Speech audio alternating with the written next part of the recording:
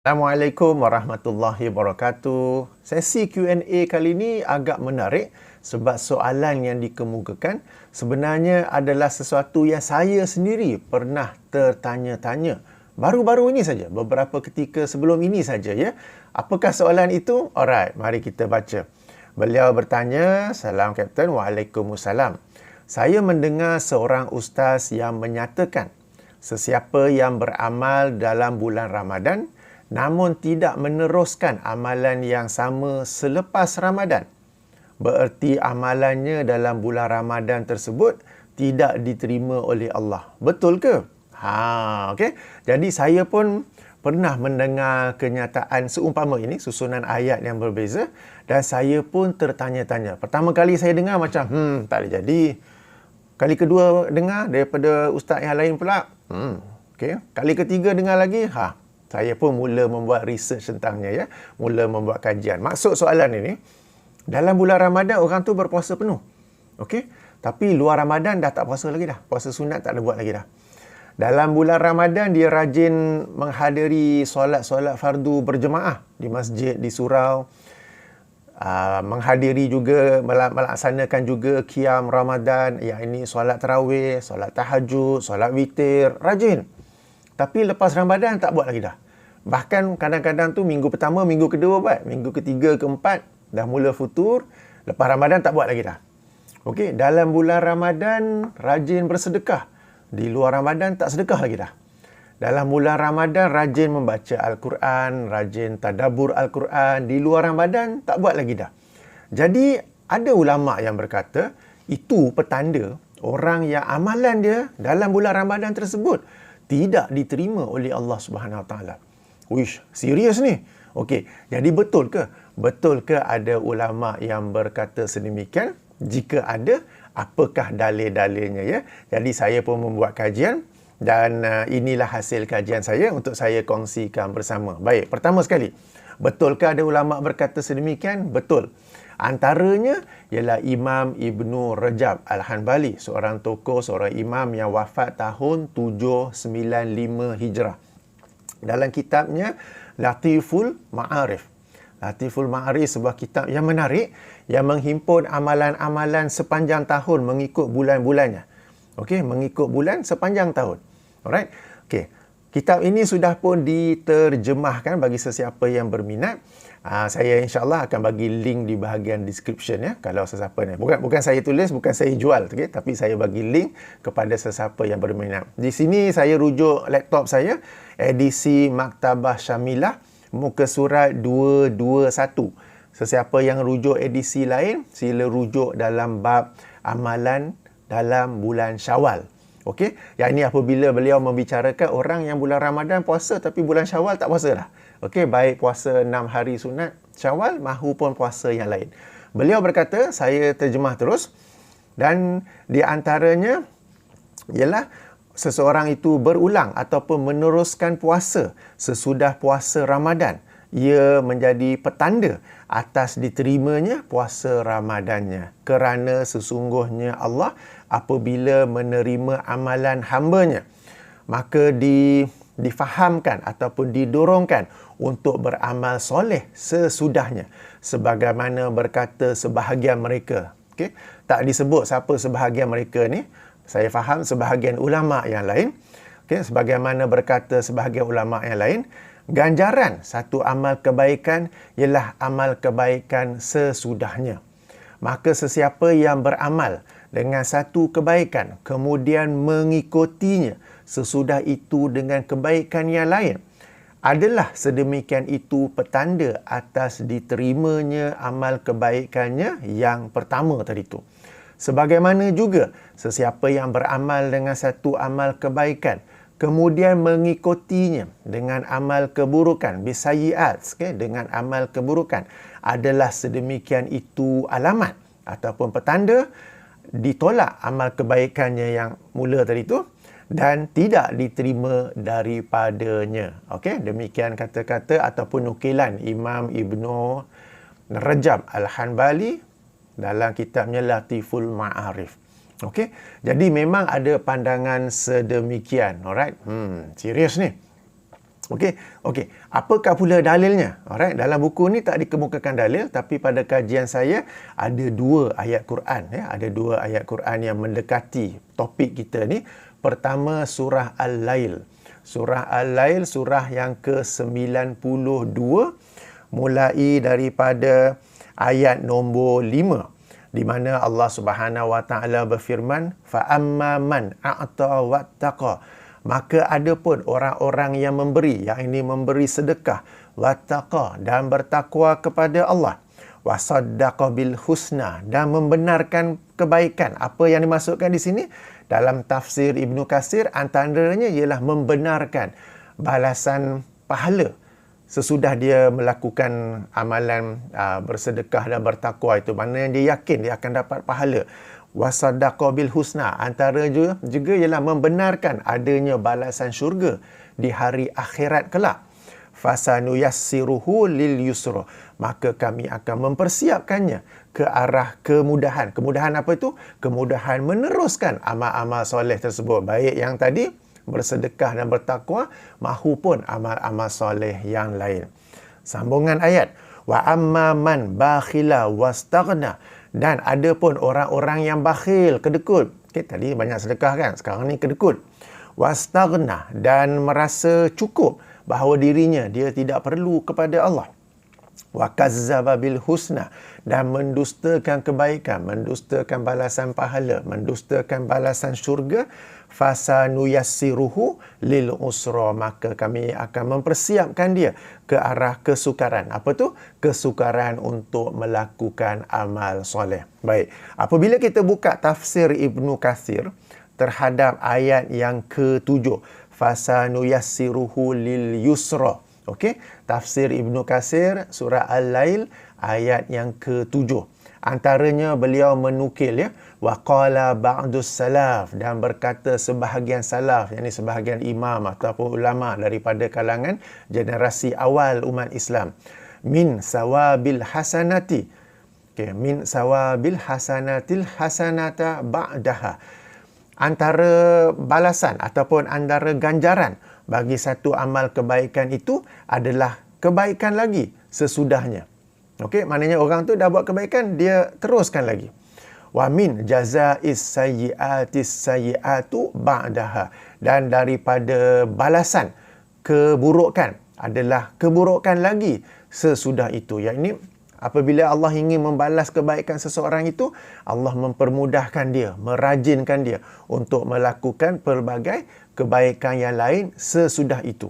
Dan daripada balasan keburukan, apabila seseorang itu membuat keburukan, Allah balas dengan dia, memudahkan dia untuk melakukan keburukan-keburukan yang lain sesudah itu. Okey, surah Al-Lail ayat nombor 7.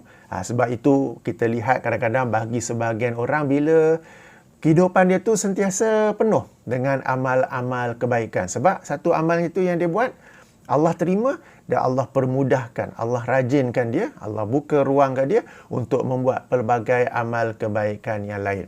Sebahagian lagi pula, dia buat kejahatan dan Allah permudahkan dia lagi untuk terus melakukan satu kejahatan demi satu kejahatan yang lain. Moga-moga Allah pelihara kita daripada yang kedua itu dan masukkan kita dalam kategori yang pertama itu ya, sentiasa memudahkan kita. After one, the next. Setelah satu kebaikan, ada lagi kebaikan yang kita lakukan. Alright. Baik, itu dalil pertama. Dalil kedua, surah Al-Ankabut. Surah Al-Ankabut, surah nombor 29, ayat nombor 45. 29, ayat nombor 45, di mana Allah Subhanahu Wa Taala berfirman, "Utslu ma uhiya ilaika minal kitab wa aqimis shalah. Innas salata tanha 'anil fahsya'i wal munkar." Okey, fokus kita kepada wa aqimis shalah, dan dirikanlah solat, sekerana sesungguhnya solat itu dapat mencegah daripada fahsya, daripada kekejian dan juga kemungkaran. Apabila kita mendirikan solat dan solat itu diterima oleh Allah Subhanahu Wa Taala, Allah akan, sebagaimana surah Al-Lail tadi, mempersiapkan kita untuk mudah melakukan amalan-amalan lain, untuk sentiasa bermotivasi untuk melakukan amalan-amalan kebaikan yang lain, baik solat sunat ke atau apa-apa amal kebaikan yang lain, sehingga hidup kita ni penuh dengan amal-amal kebaikan. Tak ada masa nak fikir, tak ada masa nak terlintas melakukan amalan yang keji maupun mungkar.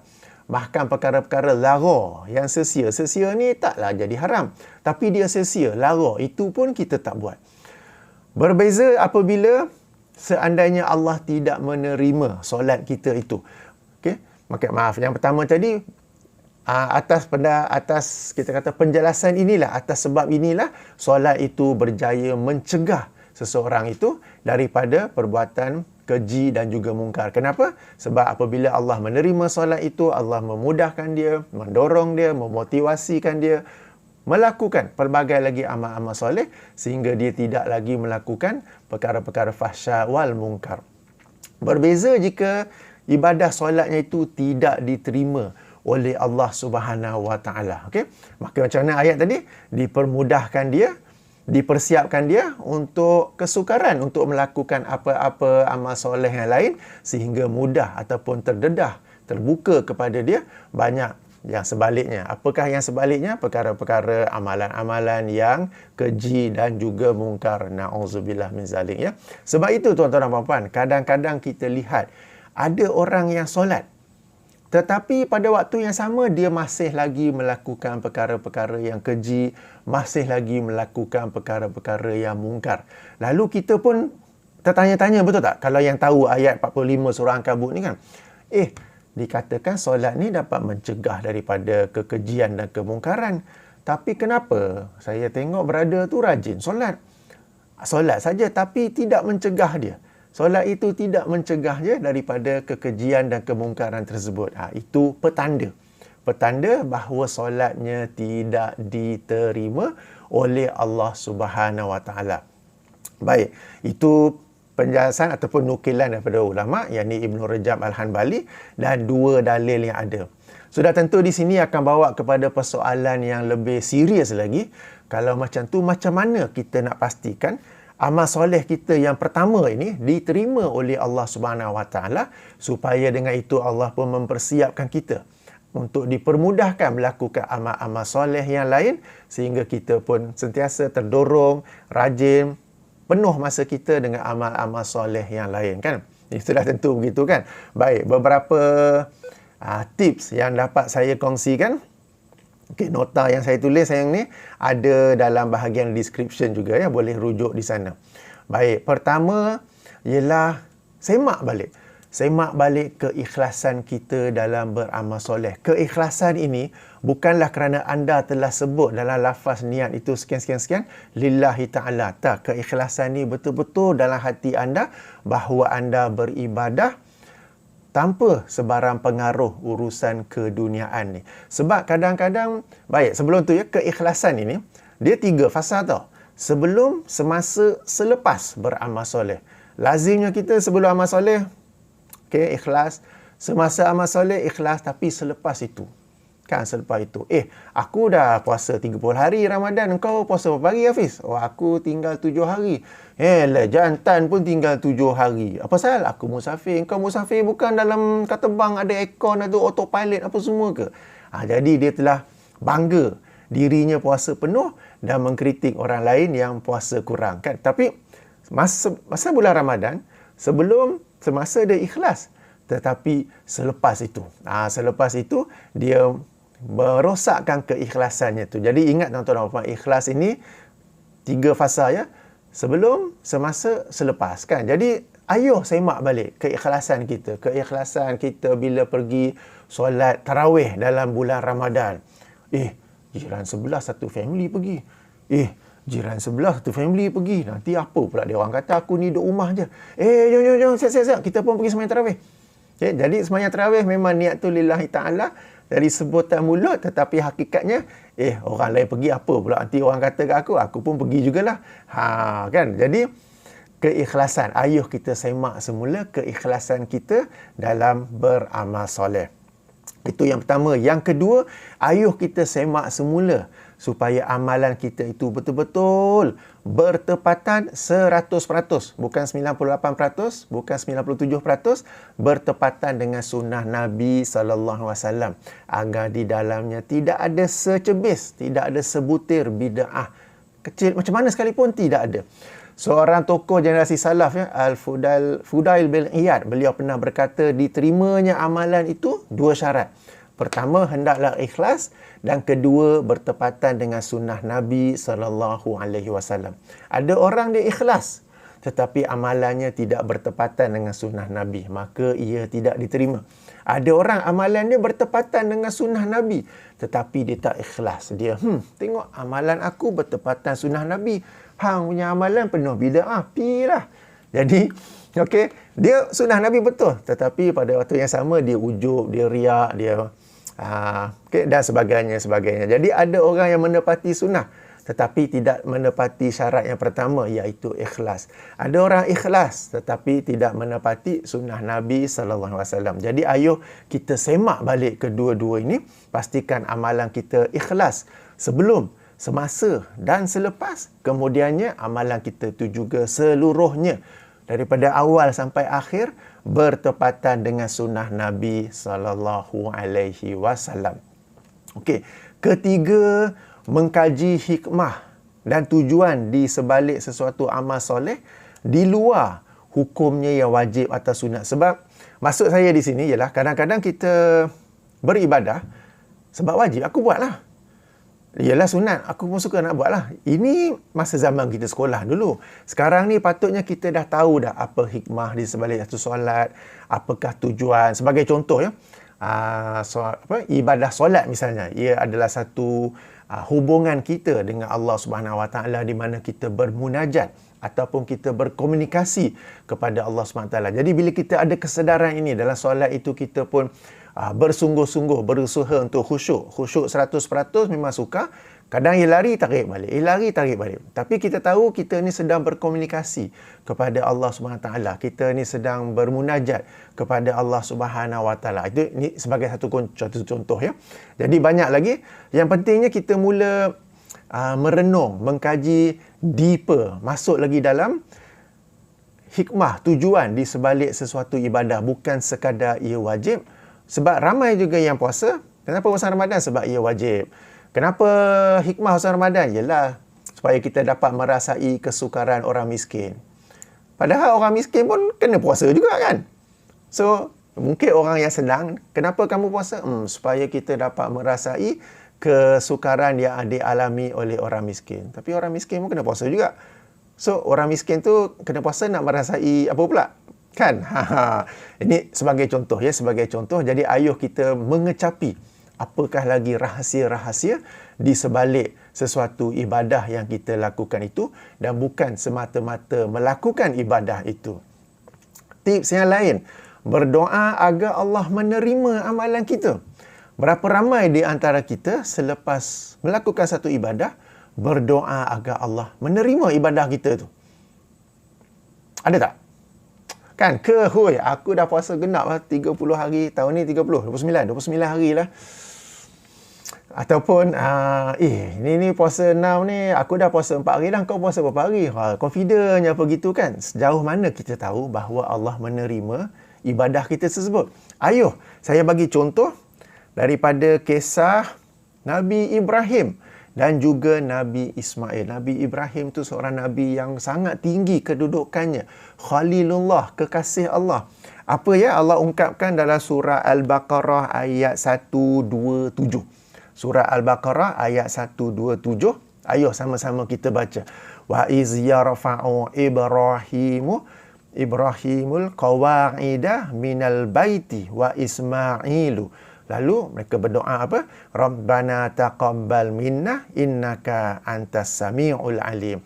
Dan ingatlah ketika Nabi Ibrahim membina dasar-dasar bagi Baitullah, iaitu Kaabah, bersama anaknya Ismail. Wah, ini buat satu amalan yang sedang membina the foundation of Kaabah. Kan satu amalan yang of course lah Allah terima berapa sampai sekarang ada lagi kan. Walaupun dah roboh, foundationnya masih ada. Ini Nabi Ibrahim, Nabi Ismail. Tapi tengok mereka dua ni, apa mereka buat sambil tu?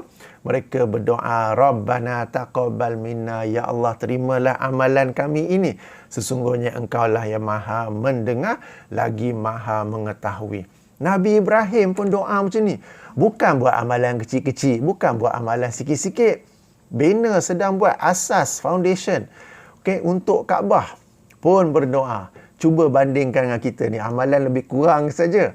Tapi dah punyalah confident Allah menerimanya. Okay? Jadi, ayo sama-sama kita berdoa agar Allah menerima amalan kita. Ayuh juga kita berdoa agar Allah membantu kita, memperindahkan, memperbaiki amalan-amalan ibadah kita. Dalam salah satu doa yang Nabi SAW ajar ya. Dalam hadis riwayat Imam Abu Daud, hadis nombor 1301, 15 ataupun penomboran lain 1522. Darjatnya sahih. Rasulullah SAW pernah berwasiat kepada Muaz bin Jabal radhiyallahu anhu. Aku wasiatkan kepada engkau, wahai Muaz, jangan tinggal doa ni di penghujung setiap solat. Maknanya bila dah baca tasyahud, sebelum beri salam, baca. Apakah doa itu? Mesti kita pernah dengar, tapi belum hafal. Dah hafal, tetapi lupa nak amalkan. Dah amalkan, tapi tak faham maksudnya apa. Apakah doa itu? Allahumma a'inni ala zikrika wa syukrika wa husni ibadatika. Ya Allah, bantulah aku. Ya Allah, tolonglah aku. Untuk apa? Berzikir kepada Engkau. Untuk bersyukur kepada Engkau. Dan wa husni ibadatika, memperindah,kan, memperbaiki ibadahku kepada Engkau. Okey? Kadang-kadang kita ni lupa. Macam-macam lupa, sibuk dengan hal dunia kan. Nak memajukan umat Islam. Tak maju juga pun. Sampai apa kita lupa untuk berzikir. Kita minta tolong kepada Allah, agar Allah pun bantu memberi kita dorongan ingatan untuk berzikir kepadanya dengan lafaz-lafaz zikir yang Allah SWT mahu dirinya diingati. Bukan hu, bukan dan sebagainya. Okey, bantu kita untuk bersyukur kepada Allah. Banyak nikmat yang Allah bagi, tapi sifat manusia ni suka merungut. Okay? Dan kita lupa kepada nikmat yang Allah bagi. Jadi kita berdoa, ya Allah, bantulah aku bersyukur kepada kamu. Dan yang terakhir, bantulah aku untuk memperbaiki ibadahku. Untuk memperindahkan, memperbaiki ibadahku kepada kamu. Supaya apa? Supaya ibadah kita itu Allah terima. Bila Allah terima, Allah akan mempersiapkan kita, mendorong kita untuk melakukan lagi banyak kebaikan demi kebaikan demi kebaikan selepas itu ya. Okey, jadi ingat ya, kita sama-sama abangkan doa tadi, Rabbana taqabbal minna innaka antas samiun alim. Yang ni pun Allahumma a'inni ala zikrika wa syukrika wa husni ibadatika. Mungkin ada ke doa-doa lain dibolehkan, tapi untuk yang ini saya kongsi dua lah, banyak-banyak pula tak hafal kan. Okey. Kemudian tips nombor 5. Boleh ingat tak ni? Tadi satu apa? Ikhlas. Nombor 2, semak amalan kita ni, kaifiat dia, cara dia betul-betul bertepatan dengan sunnah Nabi SAW. Bid'ah tu dah lah, pergilah. Okay? Kita nak amalan kita diterima. Okay? Kalau masih lagi nak pertahankan bid'ah, cuba tengok. Cuba tengok orang-orang yang beramal dengan amalan-amalan bid'ah tu. Cuba tengok. Mereka berterusan dengan amalan bid'ah tersebut. Okay. Saya bagi satu contoh kisah benar seorang sahabat saya berkongsi ya, apabila dia solat tarawih di masjid dekat rumah dia. So, selawat antara tarawih, dia dengar jemaah sebelah dia semangat menyahut, sallu alaihi, bersemangat, okey. Kemudian di masjidnya tu ada tazkirah antara solat tarawih ya. Selalunya lepas 8 rakaat ada tazkirah sekejap tu. Dan kawan saya ni dia cerita bagaimana ustaz yang bagi tazkirah tu membaca ataupun paling kurang menyebut nama Nabi sebanyak 6 kali. Okay, sebab bila bacakan hadis kan, orang yang biasa melazimi diri dengan hadis Nabi SAW, biarlah orang yang banyak berselawat. Sebab setiap kali sebut hadis Nabi dia SAW. Sebab kali hadis ni SAW. Dan ustaz itu menyebutkan 6 hadis dalam tazkirah yang itu ataupun disebut nama Nabi 6 kali. Dan sahabat saya ni, jemaah sebelah tu tak selawat pun. Sebab yang dia faham, selawat tu seronok-seronok lah. Seronok-seronok antara tarawih tu. Tapi bila masa yang dia sepatutnya berselawat, sabda Nabi SAW kan, orang yang mendengar namaku tetapi dia tidak berselawat ke atasku, maka sila semak. Jadi bila masa yang sepatutnya dia berselawat, dia tak selawat, dia diam je. Tapi bila antara solat tarawih tu, time tu dia pun semangat selawat. Ya? Ini sebagai contoh. Jadi pertama ikhlas, kedua semak amalan kita bertepatan dengan sunnah Nabi SAW seluruhnya. Ketiga, mengkaji hikmah, tujuan, rahsia di sebalik sesuatu ibadah. Tapi janganlah pula mengkaji hikmah ni sampai akhirnya jadi tak buat ibadah pula. Saya telah mencapai makam yang tinggi. Saya telah mengecapi rahsia-rahsia di sebalik ibadah. Sampai akhirnya saya tak perlu ibadah. Itu mengarut. Jangan, bukan ke situ. Supaya kita ni lebih menghayati, lebih mengecapi keindahan ketika sedang beribadah. Right? Kemudian nombor 4, berdoa agar Allah menerima ibadah kita sebagaimana doanya Nabi Ibrahim dan juga Nabi Ismail. Juga doa yang Nabi sendiri sallallahu alaihi wasallam ajar, Allahumma inni ala zikrika wa syukrika wa husni ibadatika. Baik, nombor 5, rajinkan diri membaca, mengkaji hadis-hadis, ayat-ayat Quran yang memberi anjuran serta peringatan terhadap sesuatu amalan. Ini disebut sebagai apa? At-targhib wa tarhib. Ada kitab yang khusus seperti yang disusun oleh Imam Al-Munziri yang kemudian disemak semula oleh Syekh Al-Albani, tajuknya Sahih, Sahih At-Targhib wa Tarhib. Dalamnya bagi setiap bab solat malam ke puasa ke sedekah dihimpunnya hadis-hadis yang memberi ancaman, memberi motivasi kepada kita untuk melakukannya dan juga ancaman bagi orang yang meninggalkannya, ya. Sebagai contoh, sekarang ni dah masuk Syawal kan? Dah masuk Syawal. Kita faham salah satu hadis yang menganjurkannya, sesiapa yang berpuasa dalam bulan Ramadan, kemudian mengikutinya dengan 6 hari puasa di bulan Syawal, maka dia seperti berpuasa sepanjang tahun. Ini contoh hadis motivasi, hadis anjuran. Lalu kita pun banyak berpuasa, kita pun juga berpuasa 6 hari dalam bulan Syawal. Tapi ada juga hadis-hadis lain. Sebagai contoh, hadis yang menganjurkan berpuasa pada setiap Isnin dan Khamis, kan? Hadis riwayat Imam Tirmizi. Nabi SAW bersabda yang maksudnya sesungguhnya amalan ini diangkat kepada Allah SWT pada setiap hari Isnin dan Khamis. Dan aku suka amalan aku diangkat dalam suasana aku sedang berpuasa. Jadi bila kita tahu hadis ni, kita pun macam, takkah aku nak puasa Ramadan saja? Jom puasa Isnin dan Khamis juga. Ada puasa hari-hari putih, ada puasa Nabi Daud yang selang sehari. Jadi bila kita lazim membaca, mengulang kaji ayat Quran, hadis-hadis tentang at-targhib wa tarhib ini, baik dalam bab puasa sunat, dalam solat berjemaah, tentang qiyamul lail, tentang membaca Al-Quran, tentang bersedekah. Jadi kita pun akan sentiasa bermotivasi untuk melakukannya sepanjang tahun. Okey, jadi ayuh lazimkan diri. Okey, cuba dapatkan kitab tersebut. Alright, cuba biasakan diri mendengar tazkirah ceramah daripada ustaz-ustaz yang juga membacakan hadis-hadis yang sahih. Janganlah pergi cari yang daif, maudhu apa semua tu. Okey, apa lagi? Alright, tips nombor 6. Biar sedikit tetapi berterusan. Biar amalan kita tu sikit, tapi yang penting continuous, berterusan. Mari sama-sama kita rujuk hadis sahih Muslim. Hadis nombor 1302 jika ikut pernomboran syarah sahih Muslim oleh Imam Nawawi, hadis nombor 782. Hadis nombor 782 agak panjang, saya baca bahagian yang fokus pada kita ni. Nabi SAW bersabda, faqala ya ayuhan nas, wahai manusia, alaikum minal a'mali ma tutiquna. Hendaklah kalian beramal atas apa yang kalian mampu. Fa innallaha la yamallu hatta tamallu. Sesungguhnya Allah tidaklah berputus asa daripada memberi pahala. Okey, sehinggalah kalian yang berputus asa daripada beramal. Wa inna ahabbal a'mali ilallah wa inna ahabbal a'mali ilallahi ma duwima alaihi wa in qalla. Dan sesungguhnya amal yang paling dicintai, paling disukai oleh Allah Subhanahu Wa Taala ialah apa yang berterusan meskipun sedikit.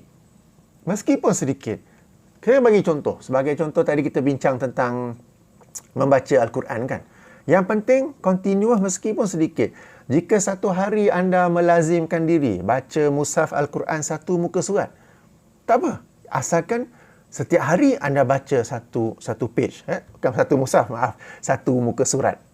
Kalau rasa macam banyak sangat, satu hari anda baca half je. Setengah muka surat je. Tak apa. Don't feel ashamed. Orang lain baca banyak, aku baca setengah page. Setengah page tu mungkin, kalau ayat yang panjang tu mungkin 3-4 ayat je. Tak apa. Asalkan anda setiap hari setengah page. Kalau baca 10 ayat saja pun. Kalau baca yang digital kan, tak ada muka surat. Tapi kira ayat. Saya baca 10 ayat saja satu hari. Tak apa. Biar sedikit. Asalkan continuous. Itulah yang dicintai oleh Allah Subhanahu Wa Taala. Contoh lain. Solat berjemaah. Kita jantan, kita lelaki sepatutnya solat berjemaah 5 kali sehari. Tapi tak apalah, anda baru nak melatih diri untuk solat berjemaah. Kita mula sedikit dulu. Paling penting lagi, mulakan dengan solat subuh dan isyak berjemaah. For a start. For a start. Dan penting continuous, subuh dan isyak berjemaah. Dah lama continuous, upgrade sikit.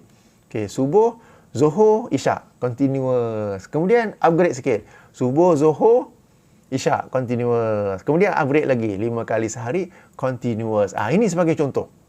Okey, jangan tiba-tiba sebagai yang berlaku dalam bulan Ramadan bagi sebahagian orang kan. Semangat. Hoi, semayang jemaah. Punya semangat. Minggu pertama penuh. Minggu kedua dah kurang. Minggu ketiga dah macam biasa. Minggu keempat orang yang biasa pun dah hilang. Semua pergi shopping raya ke apa kan. Jangan begitu. Yang penting continuous. Itulah amalan yang paling dicintai oleh Allah Subhanahu Wa Taala. Berterusan meskipun sedikit. Hadis riwayat Imam Muslim. Baik. Yang tips terakhir untuk memotivasikan kita ini supaya sentiasa beramal soleh meskipun di luar bulan Ramadan ialah dengan siapa kita bersosial, dengan siapa kita berkawan, dengan siapa kita lepak, dengan siapa kita hang out. Sebab dengan siapa kita lepak itu sangatlah penting memainkan peranan. Dalam sebuah hadis riwayat Imam Muslim, Sahih Muslim juga hadis nombor 4762 atau penomboran lain hadis nombor 2628. Saya baca terjemahan saja, di mana baginda sallallahu alaihi wasallam bersabda, sesungguhnya perumpamaan sahabat yang soleh dan yang buruk seumpama pembawa minyak wangi dan peniup tungku api. Seorang tukang besi. Kan tukang besi tu dia nak bagi api dia sentiasa marak. Dia ada benda yang dia ini zaman dulu lah. Bagi api dia marak untuk dia nak buatlah kerja-kerja besi dia tu kan. Bagi pembawa minyak wangi, boleh jadi sama ada dia memberikannya kepada kamu, dia bagi minyak wangi sebotol, atau kamu membeli daripadanya, kita yang beli, atau kamu mendapat bau harum daripadanya. Sebab masuk kedai dia ke, dah hang out dengan dia, dia wangi, kau pun jadi wangi. Okey? Bagi peniup tungku api seorang tukang besi pula, boleh jadi sama ada ia akan membakar pakaian kamu, dia tiup-tiup api tu pun terkena kita, atau kamu mendapat bau yang tidak sedap daripadanya, yang ni bau besi ataupun serbuk besi ke apa ke. Jadi sangat penting dengan siapa. Sebab katakanlah tadi kita bagi contoh puasa Isnin dan Khamis kan. Sebab bulan Ramadan kita ramai-ramai puasa, semangat. Puasa pun sebab ramai orang puasa. Ke puasa kerana Allah kan. Tapi bila kita nak puasa Isnin dan Khamis sebagai contoh, alamak, satu pejabat semua orang tak puasa, aku seorang puasa. Susahnya. Tapi ujung sana ada tak kawan seorang lagi puasa, tapi kita pula tak nak geng. Kan, kenapa pula tu? Kita geng dengan dia lah. Jangan geng yang lain-lain semua. Jom pergi makan, jom makan. Tak apalah, puasa sunat. Boleh lah buka, aku pun pergi. Okey, jadi siapa kita geng tu. Kita cari geng, kawan yang dia ni pun istiqomah, beramal soleh di luar bulan Ramadan juga ya. Puasa sunat ke, baca Al-Quran ke, kita tengok dia. Kita meja kat sini, nampak dia ada masalah apa, buka phone, baca Quran. Kawan sebelah buka phone, tengok Instagram. Kawan ni buka phone, tengok TikTok. Yang sana duk baca hadis. Yang tu baca Al-Quran. Kita nak geng yang mana? Pilihan sendiri ya, pilihan sendiri. Jadi, ingat siapa yang kita pilih untuk duduk bersama. Siapa yang kita pilih untuk dijadikan kawan kita. Sebab saya kata duduk tu ya, dalam teks Arab tu, Nabi SAW bersabda, innama masalul jalisi solihi. Yang ni duduk bersama orang soleh. Itu yang katakan duduk lepak sama. Kau nak duduk lepak dengan siapa tu? Okey, kalau tengok teks Arab hadis yang saya baca tadi tu, duduk bersama orang soleh dengan duduk wal jalisi asu, duduk dengan orang yang buruk akhlak ataupun perangai dia. Okey, sebab bila duduk ni duduk lepak lah, kita nak lepak dengan siapa tu? Okey, jadi itu poin yang penting ya. Jadi itu 7 tips yang moga-moga membantu agar Allah menerima amalan kita dan Allah memberi kita dorongan, kemudahan untuk meneruskan amalan kita meskipun di luar bulan Ramadan. Bagi sesiapa yang merasakan, yalah aku ni betul lah, Ramadan lu rajin, sekarang ni macam ni. Apakah bererti Ramadan tu tak diterima amalan? Putus asa lah macam ni. Ramadan tahun depan aku tak nak buat lah. Aku tak nak sembahyang jemaah lah. Aku tak nak sembahyang tarawih lah. Bukan begitu. Maknanya kita semak semula supaya Ramadan tahun depan bila kita buat, kita pun akan meneruskannya. Sekarang ni pun kita pun meneruskan apa yang kita buat dalam bulan Ramadan. Okey? Jadi topik ini kita jadikannya sebagai motivasi untuk perbaiki diri. Bukan pula macam, kalau dah tak terima, tak payahlah aku buat semua-semua tu. Jadi aku sekarang ni Ramadan tak nak buat, luar Ramadan pun tak nak buat. Okey, bukan begitu maksudnya. Maksudnya kita sebagai orang yang positif, saya dan anda orang yang positif, kita renung balik, kita dapat tahu perkara ni, kita renung balik dan ayo kita perbaiki diri kita. Sambil itu kita berdoa kepada Allah Subhanahu Taala agar membantu kita. Kan Allahumma inni ala zikrika wa syukrika wa husni ibadatika. Dah 37 minit dah. Jadi sehingga sini saja penjelasan saya terhadap soalan yang bagus ini. Moga-moga bermanfaat untuk kita semua. Ayuh kita meneruskan amal soleh apa yang kita buat di dalam bulan Ramadan. Kita teruskan juga di luar bulan Ramadan. Subhanakallahumma wa bihamdika. Asyhadu an la ilaha illa anta astaghfiruka wa atubu ilaika. Assalamualaikum warahmatullahi wabarakatuh.